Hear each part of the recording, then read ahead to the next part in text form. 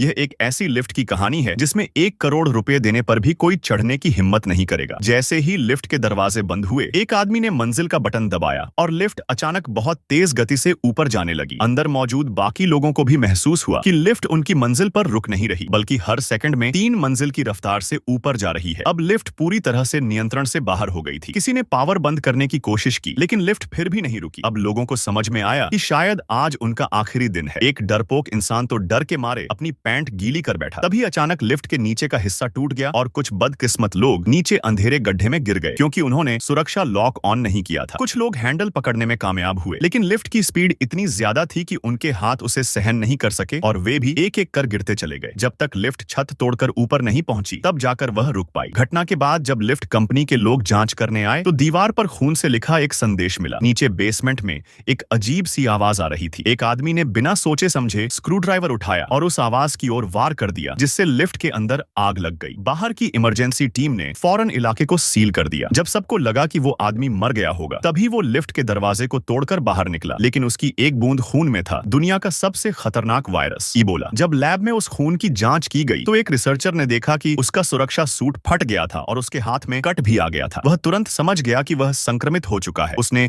Emergency alarm बजाया और खुद को सैनिटाइज करने भागा, लेकिन तब तक बहुत देर हो चुकी थी। जब अधिकारी आए और पूछा कि क्या हुआ, तो उसने शांतिपूर्वक कहा, मैं खून का सैंपल जांच रहा था, तभी सूट फट गया और मुझे इबोला वायरस लग गया। अधिकारियों को विश्वास नहीं हुआ, क्योंकि इस शहर में कभी इबोला नहीं फैला था। उन्होंने उसे पागल समझकर छोड़ दिया। इधर वैज्ञानिक उसे बस कांच के पार से देख सकते थे, क्योंकि इस वायरस से बचना लगभग नामुमकिन है। रिसर्चर के दिमाग में परिवार की यादें आने लगीं, जब दादाजी उसे बगीचे में खिलौनों से खेलने ले जाते थे। दूसरी ओर एक छोटी बच्ची की दर्दनाक कहानी सामने आई। जब वह मोबाइल चला रही थी, तभी उसकी माँ उसे जबरदस्ती ओवन में डालने लगी। बच्ची ने चिल्लाया, रोया, लेकिन बाहर माँ बाप नहीं रुके। रात को जब बच्ची सो रही थी, तो पिता ने उसे उठाया और माँ के साथ मिलकर फिर से उसे ओवन में बंद कर दिया। बच्ची किसी तरह भाग निकली, लेकिन बाप ने उसकी रीढ़ की हड्डी पर पैर रखकर उसे रोक लिया। माँ ने उसकी जुबान पर टेप चिपका दी। उधर बच्ची की टीचर को शक हुआ, क्योंकि उसने होमवर्क अपलोड नहीं किया था और वह उसके घर पहुंची। उसने दरवाजा खटखटाया, लेकिन कोई नहीं खोला। माँ बाप ने दरवाजे के हैंडल पर भी टेप लगा दिया था। बच्ची ओवन में चिल्लाती रही, लेकिन माँ बाप ने आंखों ही आंखों में इशारा कर आग जला दी। अंत में टीचर ने दरवाजा तोड़ा, बच्ची को बाहर निकाला, लेकिन माँ ने फिर से हमला करने की कोशिश की, जिसे साथ आए स्पोर्ट्स टीचर ने रोका। इस कहानी से एक ही सीख मिलती है, जब भी मोबाइल चलाओ, सेफ्टी ऑन करना मत भूलो, वरना अंजाम बहुत खतरनाक हो सकता है।